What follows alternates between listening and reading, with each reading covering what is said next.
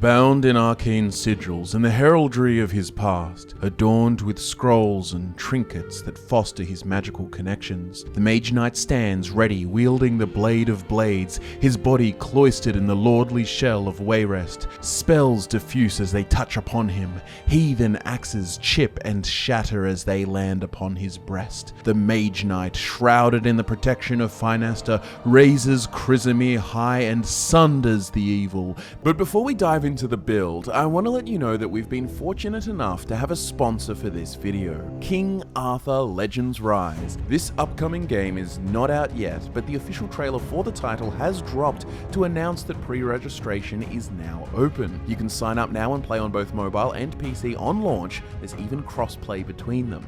Legends Rise provides a new take on Arthurian lore with an art style to match. In this world, Excalibur is infused with the soul of an ancient dragon who strikes a deal with Arthur and allows him to wield the powerful relic at a cost. Playing as Arthur in this turn-based RPG will see you build a team of heroes, each with their own skills and attributes, as you travel through the vast world of Britain and rebuild your kingdom. There's a main story and side quests too, which reveal the backstories of your heroes and townspeople. Prepare to become the leader of Camelot in King Arthur Legends Rise. Click the link in the description to pre-register today, and be sure to follow at Play King Arthur on their socials to learn more. But with that out of the way, let's get back to the build. The Mage Knight build is our newest addition to the roster, an absolute tank of a knight, able to withstand all foes, whether magic or mundane. Charms, scrolls, and enchantments are used liberally, fortifying him against the evils of Tamriel as he quests his way across Dawn's beauty in the path of the Wayfarer. I also want to mention that this build is very inspired by our work on the Ideal Elder Scrolls 6, an absolute massive project, essentially a game design document that we've been working on hard and we just can't wait to share. It's coming soon. On Patreon, we've been dropping previews of the script, sharing drafts of new factions, and this is something we'll continue to do with Patreon on our future work. Anyways, back to the build. The Mage Knight is a Breton. After all, Bretons are known for their questing culture and intricate net of knightly orders and feudal obligations. We'll talk more about his background in the backstory and role-playing sections, but in this section I want to talk race, standing stones, worshipped gods, and stats, including the mods that we use in order to augment the effects of these things. Classically, our modded builds use the suite of minimalistic mods by Ination, mods such as Wintersun, Faith of Skyrim, Morningstar races, Evenstar standing stones, and so on. I'll leave links in the description of each of the individual mods that are necessary for this build. Starting with race, the Mage Knight is a Breton, which comes with two passive benefits via the Morningstar Races mod. Dragon Skin grants a flat 15% chance to absorb an incoming spell, and Magic Resistance, which grants a flat 25% resistance to magic. Personally, I prefer how this mod takes activatable powers and streamlines them into passives that are constantly active.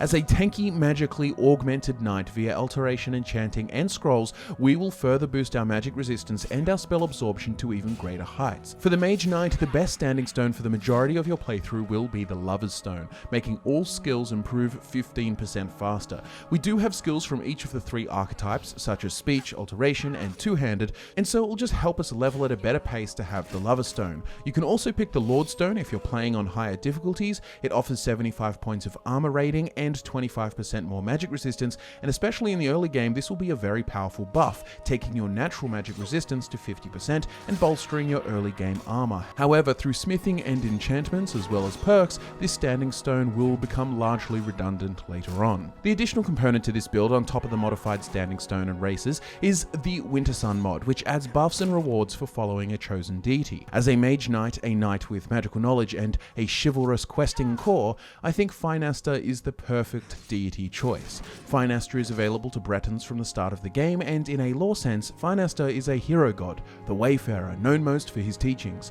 Through his lessons, the Ultima learned how to extend their lives by 100 more years by simply shortening their stride. Whether this is folklore or not, Finaster is an elven god who retains worship by the Bretons, emphasizing their elven heritage, and naturally this involves their magical natures. I just think Finaster is the perfect synthesis of the adventurous spirit, his shrine symbol literally being a striding boot, and magical knowledge, him being an elven hero god and all that. In practice, the Wintersun mod gives the following benefits for a worshipper.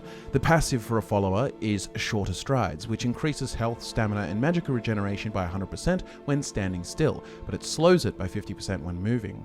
Our enchantments will also further boost these capabilities, and as a heavily armored magical tank knight, we will be able to use these small moments of reprieve to quickly regain our faculties before coming back at an enemy with full stamina, health, and magica. As a devotee, you can also use 2% favor to activate Elven Path, allowing you to, during prayer, teleport back to the last location where you prayed. This is a fun little bonus, and thematically for a questing knight, I think it fits quite well. To gain favor with Finaster, explore new locations, find the standing stones of Skyrim, harvest the fruits of nature, and Bretons are the most deserving of my favor. All pretty straightforward. Go on adventures as a questing knight, discover new places, and collect alchemical ingredients to help boost that favor. The last bit to discuss with the initial setup of the character is stat spread, meaning our allocation of points into health, magica, and stamina. And this may surprise you, this character does use magic, but not in the conventional ways. We'll be taking advantage of low-level alteration spells and training at the College of Winterhold in order to get two vital perks, Akato's Preparation and Initiate. Akato's Preparation, unlockable at 50 alteration skill, gives you an awesome ability. When entering combat, it automatically activates the most effective magical armor spell that you know for free, meaning no magic needed. This will help us immensely in further boosting the skill, and those armor spells such as Iron Flesh and Ebony Flesh will give us a nice armor rating boost on top of our armor, especially early game when not maxed out. But later on, we'll be able to get the Dragonhide spell, which negates 80% of incoming physical damage for 30 seconds, which will be our strongest flesh spell and hence activate for free at the start of battle. Insane. Also, the Initiate perk at 60 alteration allows us to cast novice spells of any school for 0 magica, which is A, useful for pumping up our alteration to 100, and B, also allows us to more easily grind up some of the other magical skills for additional leveling and perks. In a more long-term use sense, it will allow us to use spells like Feat of Notogoro, Candlelight, Conjure Familiar, Bound Sword, Flames, Frostbite, Sparks, Courage, and healing with 0 cost. Now, these might not be amazing spells, but they can help a lot in a pinch, and some like Feat of Notogoro are just pure utility, allowing us to move 25% faster while concentrating. Great for travel. We use Odin Magic Overhaul, by the way, so that's where some of these spells come from. The Mage Knight is primarily going to be using scrolls for spellcasting, but I'll talk more about this in the other gameplay related sections. However, I say all this because the presence of these perks and playstyle elements will determine our stat spread, which entirely neglects magica investment. There will be reasoning in the backstory as well, but for practical reasons, we just don't need it. This allows us to invest more heavily in stamina and health, which makes us both a better damage dealer and harder to kill. The Mage Knight wants to get all the benefits of magical augmentation and spell casting, but without having to suffer the opportunity cost of magica investment. But now you have a good understanding of the character's setup from a statistical perspective, let's dive into the backstory and role-playing sections to give us a better idea of who the Mage Knight is. Fate is not the only master. Magica pours through tears in the veil. We mortals name them stars, but they are not merely lights to guide the way, but rather a peek into possibility. Like bent light of myriad colors, we can select each shade and paint a new destiny. I believe in such possibility because I know the story of the Mage Knight, an unlikely hero, a wayfarer, a mere mortal who found within the firmament a portrait of potential. The Mage Knight was not always so, and in fact he was the furthest thing from a knight, and most certainly was not a mage. Elven blood has long mingled in the blood of the Baratu, the mongrel race of Durrani satisfactions. Arcane affinities are attributed to this fact, yet in the story of our boy Edwin Gain, we find no such natural propensity for magica. Edwin Gain was born a peasant on a farm outside the town of Rayford, in the hinterlands of the Kingdom of Wayrest. Fate would have it that he grew, farmed, lived, and died in the same region, yet fate is not the only master. There is no tragic backstory. His parents were pious and hardworking. They had 7 children, each a hand on the farm baling hay and herding cattle. Yet young Edwin, the 5th of the children, cursed with the restlessness of a middle child, upon his 14th year of life, suddenly left. The chains of fate were broken on a whim.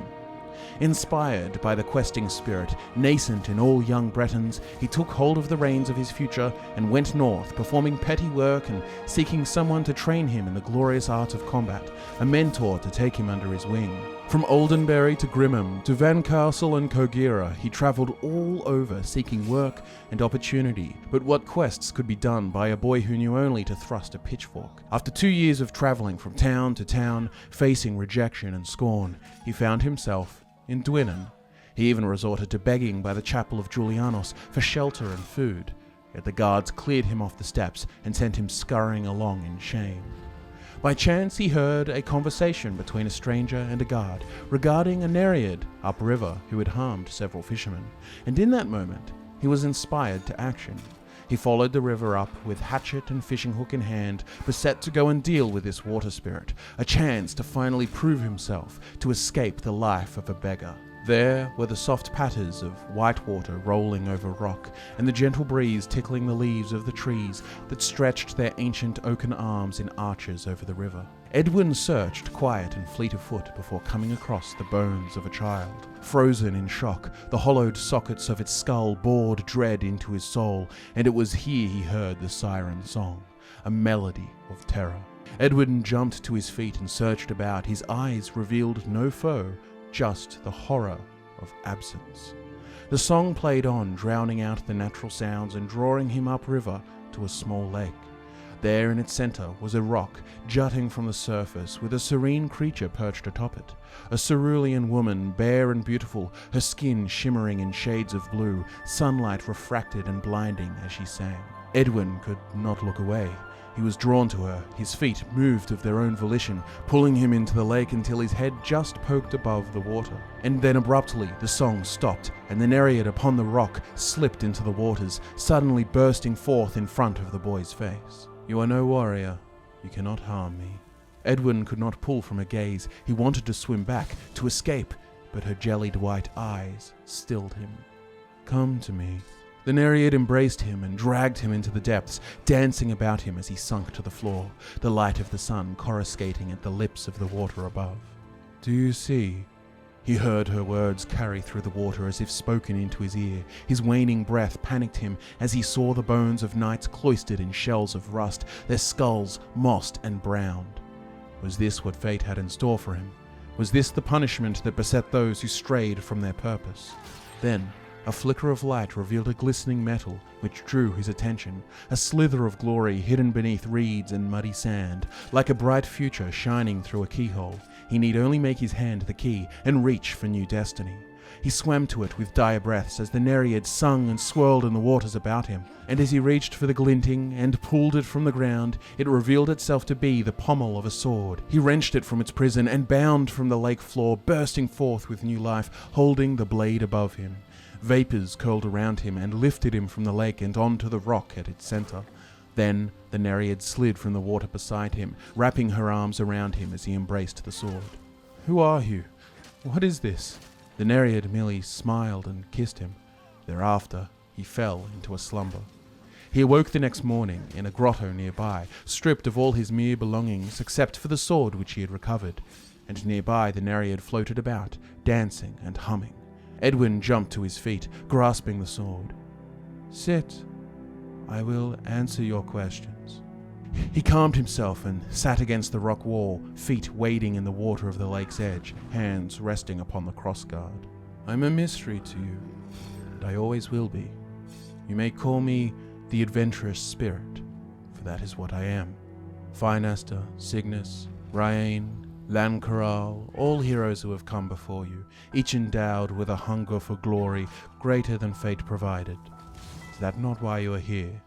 Edwin trembled, feeling the sword beneath his hands, knowing now that he held Chrysamere, the paladin's blade. "Yes, I want glory. I want to be legendary." He flicked the sword into the sky, holding it with pride. It glowed in the sunrise, creeping into the grotto, and then it vanished, floating into the breeze as a cloud of rust. "I am the spirit, not the fulfillment.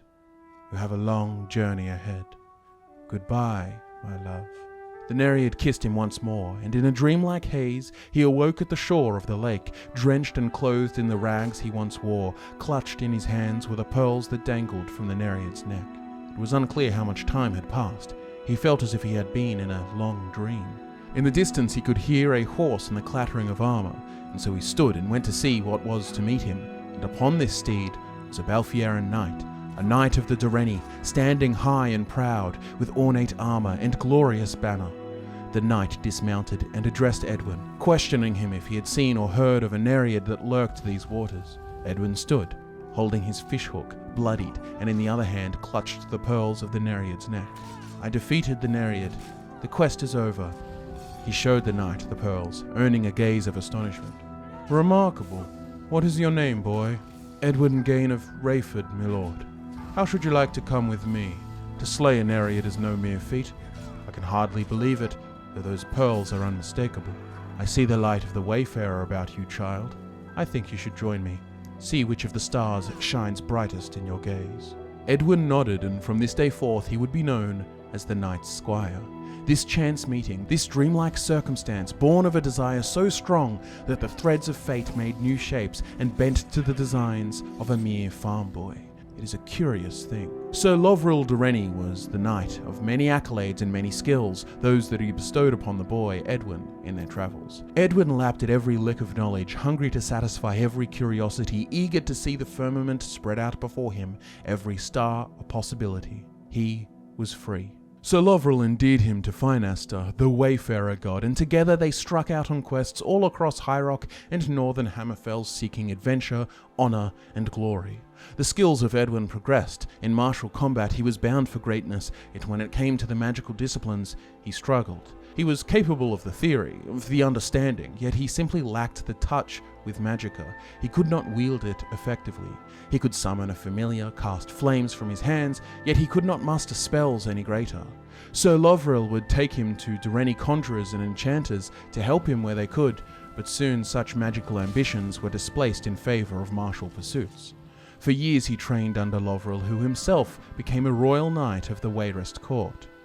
It's a curious thing, the adventure of life, for its road is bumpy and its seas as treacherous as they are serene. Year 200 of the Fourth Era, Sir Lovril was killed by a Thalmor assassin.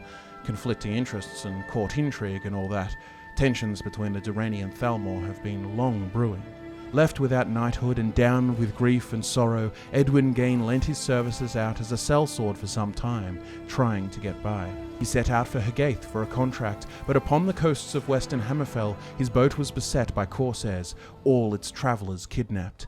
This piracy was becoming increasingly common, slavers who fed the markets of Morrowind, which had long made a return outside the purview of the Empire. While in chains on the way to Morrowind, Edwin thought only of the Nereid he had met all those years ago, the adventurous spirit. Surely this would not be his fate. While skirting the northern coasts of Skyrim, a great storm broiled and the pirate's boat was sent reeling into an iceberg, wrecking the ship, giving Edwin his one and only chance to escape. So now you know the story of the Mage Knight. Let's help translate all that information into the gameplay experience. We begin our adventure with the alternate start, wrecked off the coast of Skyrim. We will make our way out of the crashed ship and swim icy waters to frostbitten coasts. Our adventure begins. First and foremost, the essence of this character is chivalric, almost Arthurian, as if Merlin and the Knights of the Round Table were amalgamated into a single character. From a design perspective, the character embodies the peak Breton values and cultural identity, from the choice of his armor, both knightly and wizard-like, to his wielding of Chrysamere, an ancient relic of Breton heritage, a blade of blades, sword of kings, almost like an Excalibur. Chrysamere is an ancient adamantium blade forged in the late Merethic era by a Breton swordsmith named Asteri Bedell. She, an accomplished blacksmith, used the techniques of both men and Mer in the forging of the weapon, sealed with the Mage's knot. Since those ancient days, the mortal blade passed from champion to champion, accruing enchantments from its holders. It is now as if the very blade is emblematic of High Rock's long history. You, as the Mage Knight, will seek out its whereabouts and claim the sword as your own, as was prophesied at the lake. Through its use, you will etch your legacy upon its grooves, writing new history with its blade. And this is important to remember when playing the Mage Knight. You at your core are motivated by a questing spirit, invigorated by the Wayfarer Finaster. You seek to accomplish great things, to be remembered in the histories as a great hero of legend, something that through the pursuit of the main questline and subsequent defeat of Alduin and later on Miraak will most certainly be accomplished. Slaying countless dragons will make for some beautiful songs, but too the Mage Knight will endeavour to face evil and injustice wherever it can be found, whether that be the vampire menace led by Lord Harkin of the Volkihar by joining up with the Dawn Guard, or rather the scheming machinations of Ancano and the Thalmor through participation in the College of Winterhold questline. It goes without saying that the Thieves Guild and the Dark Brotherhood are not good fits for this character in both gameplay and philosophy. Joining the Companions is a viable option, but it's not a perfect fit in theme. I would think their Mage Knight would set about to cure himself of lycanthropy as he would do so for Kodlak.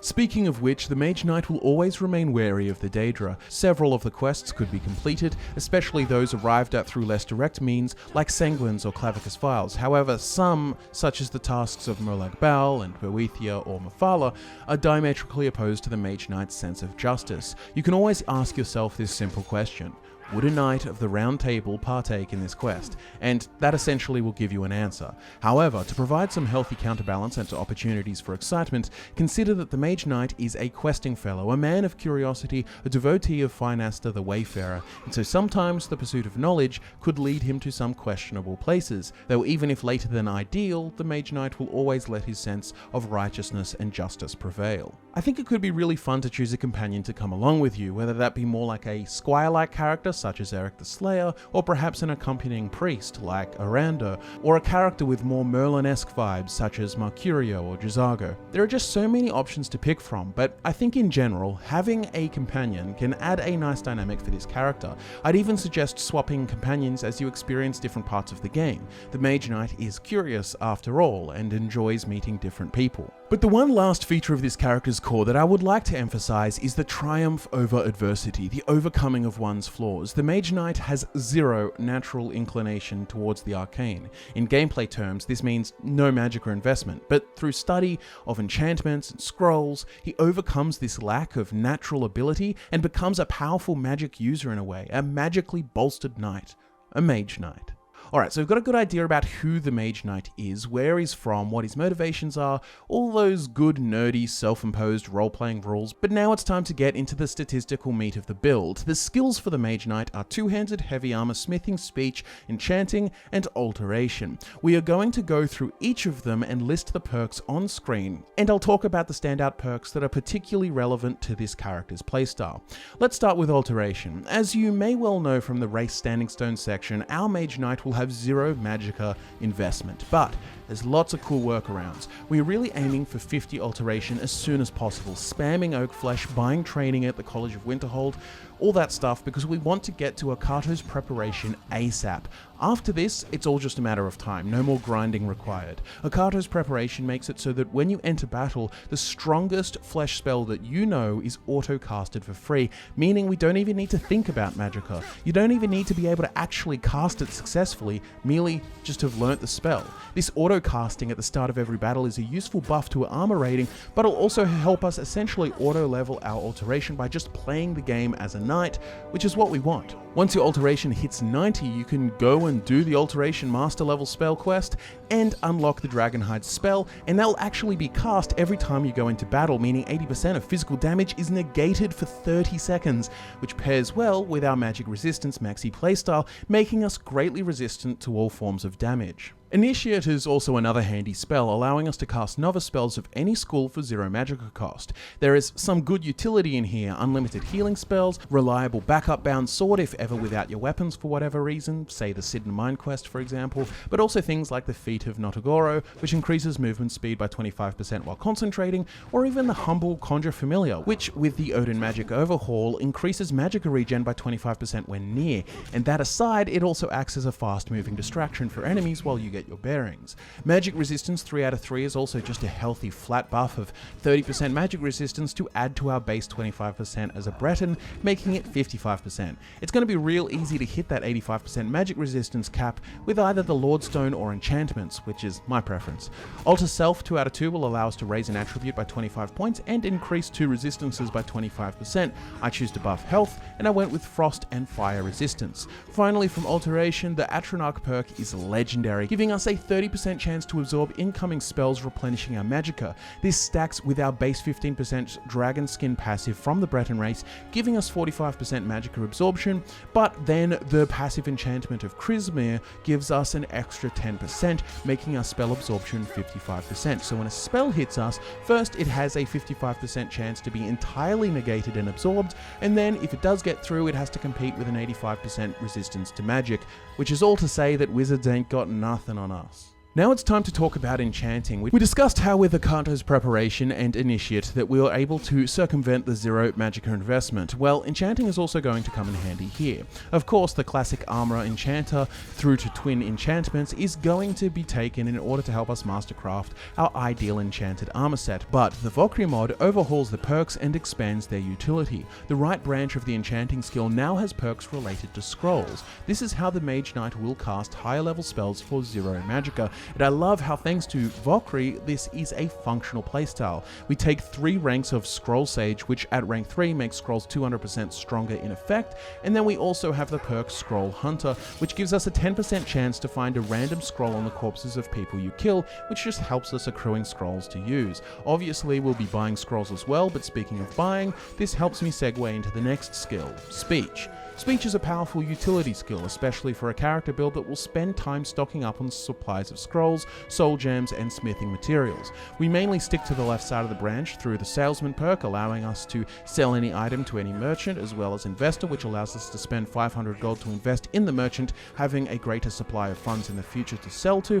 And with the private stock perk, shopkeepers you have invested in sell additional enchanted weapons, armor pieces, jewelry, spell tomes, and alchemical ingredients, which comes with a whole bunch of convenience for us. The final perk, Master Trader, increases all merchants' available gold by 1,000, and ultimately all of these speech perks are going to help us accrue fortune to go along with our fame, allowing us to buy and decorate the finest houses and buy the materials for the finest gear. Speaking of which, smithing is going to be required in order to allow us to get the most damage out of our weapons and most defense out of our armor. We're going to have to take all the prerequisite perks in order to follow the branch to ebony smithing, which will be needed in order to maximize our weapon of choice, as will the arcane blacksmith perk. It's a straightforward skill, but this tree and its perks will make all the difference in our final effectiveness. Heavy armor is our primary defense skill, and our entire set is heavy, so investment here is useful. The essential investment here is very straightforward: heavy armor master, heavy armor fit, and heavy armor training, meaning we get a ton of buffs to armor rating when wearing all heavy armor, and it won't slow us down. The essentials. However, you can also go with Face of Death, which makes it so other heavy armor perks no longer require a helmet, and if you aren't wearing one, other armor pieces increase armor rating by 20% to compensate. This ultimately is just a role-playing perk if you prefer to see your character's face. You would miss out on enchantment slots. However, for this build, enchantments for the headpiece aren't really necessary and fall within the realm of utility, things like water breathing. So Face of Death doesn't come with any real downsides for this build. It's largely an aesthetically driven decision. In the much later game, when you have acquired all the necessary perks, by around level 50, it may be worthwhile to invest in other heavy armor perks, things like Immovable Object, which gives a 10% chance to stagger the attacker, and when they make a hit against you, or Face of the Mountain, which makes it so an incoming power attack or bashes always stagger the attacker, plus have a 25% chance to knock them down. But these are extra fun benefits for later on. Finally, we're talking about the bread and butter damage dealing skill, Two-Handed. Standout perks include Bear Hide, which reduces damage taken by 30% when performing a power attack, which we'll do quite often. Crowd Pleaser, which increases your two-handed damage by 25% for 20 seconds after killing an opponent. And importantly, we need Ferocious Strength, which increases power attack damage by 0.1% per point of stamina. And thanks to enchantments, my level 46 Mage Knight here has 546 stamina, meaning 546% more power attack damage. Also, Sweep is a great perk. I love it. Two-handed sideways power attacks hit all targets in front of you, doing 25% more damage to each. Alright, so you know what to do with the leveling. Let's talk weapons, armor, and spells. We here at Fudge Muppet are huge fans of the work done by Pulcharm Solus. His armor mods are fantastic and embrace the stranger, more unique sides of the Elder Scrolls lore. The vibes are immaculate, and when I saw the Wayrest Sellsword set, I just had to use it for a Breton build. It captures, in my opinion, the perfect mix of Breton culture: the classical cloistered knight armor, the checkered heraldry, the arcane sigils upon the cloaks, the magic folkloric charms like the little chicken foot and the scrolls. And of course we have this almost fox-like elven-eared helm, like a Venetian mask harkening back to the elven heritage of the Bretons. I set about to use the full set of the Wayrest sellsword armor. However, I also thought that the Balfiera Knight helmet from one of his other mods also can look quite cool with the sellsword armor, or you could use the Face of Death perk and go with no helmet at all, which is also entirely valid because we don't really need any of the enchantments that can be slotted onto the headpiece. Speaking of which, let's go through the enchantments for the armor. For the armor slot, we'll want to go with stamina and stamina regeneration boost. For the boots, we'll want another stamina boost, but also two-handed attack boost. For the gauntlets, we go with a two-handed attack boost and a smithing boost. And then for the ring, which I called Finaster's Thumb, I chose to boost magic resistance, which will bring us basically to the magic resistance cap, and two-handed attack damage. For the ring, which I called Finaster's Heart, I chose another stamina boost and a boost to two-handed attack damage. In the Skyrim Anniversary Edition via the fishing add-on, you can actually get the relic, the Ring of Finaster, which gives 20% resistance to magic, shock, and poison, which neatly complements the 25% boost to fire and shock we get from rank 2 of the Alter Self Alteration perk. However, while this can be very useful early on, it would ultimately be outmatched by the benefits of a self-enchanted ring, especially because of the two-handed damage bonus. Thanks to the Anniversary Edition, we can also complete the Lost Paladin quest and find the Sword of Heroes, variably known as the Sword of Kings, Sword of the Paladin, the Blade of Blades, or simply Chrysamere, an adamantium claymore of legend. When you acquire this blade, when equipped, it will bestow you a 15% resistance to fire, a 10% spell absorption buff, and it will slowly heal you during combat. A nifty suite of benefits which sit quite nicely with our innate Breton abilities and alteration perks. One of the best things about Chrysamere is that it does not function the same as other enchanted weapons, and it does not run out of charge. We've spoken a few times about spells and the skills and stats sections, but to summarize, Dragonhide is the flesh spell you eventually want to aim to get, and thanks to Akato's preparation perk, you will auto-cast this master level spell every single time you enter combat, which is just amazing. This will cost 0 magicka, and thanks to the Initiate perk, any novice spell from any school will also cost 0 magicka, but we can't be a mage knight without better spells, surely. That's where scrolls come in. Summons, destruction spells, healing, everything that can be written in a scroll is yours to cast. This I found to be one of the most liberating and fun elements of playing the Mage Knight, being able to fully commit to the martial playstyle while still getting the fun of being a powerful mage with lots of money to buy scrolls thanks to speech. And scrolls themselves can be found on corpses you kill thanks to Scroll Hunter. Plus, they are 200% more effective when used by you. It feels more special when you use spells this way, and it brings a ton of unique utility and diversity in spell choice, allowing you to use spells from different schools without having to strictly invest time and perks into said magic skill. Feels a bit more like D&D, where you have to prepare your spells and you can't just spam them non-stop. I also want to give an obligate mention of the Black Star. It fits in with the role-playing for this character to portray Azura. Daedra can't be trusted after all, and the Black Star will be a boon for any enchanting character. Now that you have all the information, both gameplay and role-playing, let's talk about how this all culminates in a playstyle. One of the best things about the Mage Knight is that, as it is fully realized, the core of the playstyle works on autopilot. Waltz into battle, Dragonhide auto-activates, spells and physical damage glance off you as you swing Chrysamere about, cleaving torsos and lopping heads. If ever a little overwhelmed, it's always good to summon a familiar as a distraction, which costs 0 magicka because of the Initiate perk, and it's easy to keep throwing these out while you use unlimited healing and take advantage of Finaster's buffs to your regeneration when standing still.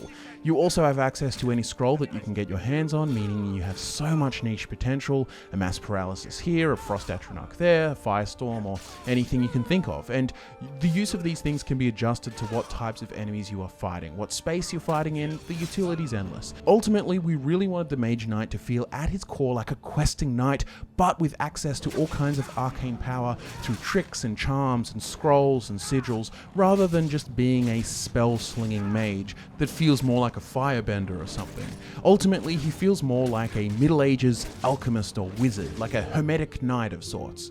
Anyways, thank you so much for watching the video. I really hope you had a ton of fun with this new Skyrim build. It's been a long time since Skyrim's release, but thanks to mods, we always like to dive in occasionally and come up with a new one, have a fun new experience. My name is Scott, thanks for watching, like the video if you enjoyed, and I'll be back to nerd out with you again next time.